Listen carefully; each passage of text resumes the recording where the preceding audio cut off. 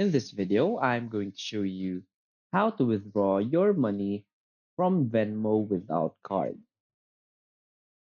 So please watch the video until the end and follow this tutorial step by step to avoid making mistakes. So let's get started. So if you want to withdraw money from Venmo without using a card, you have a couple of options. So the first option is to transfer to your bank account. So first you want to open the Venmo app on your smartphone and tap on the menu icon, which is the three horizontal lines in the top left corner.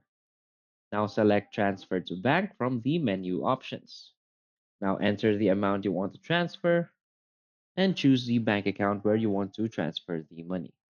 Now simply confirm the transfer and the money will be sent to your bank account which you've previously linked to Venmo. The second option is to request a check.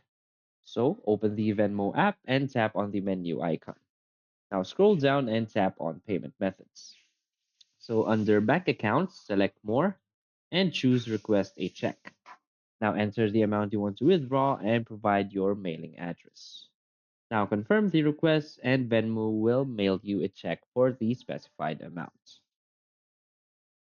So that's it. So if you find this video helpful, please hit like and subscribe. Thanks.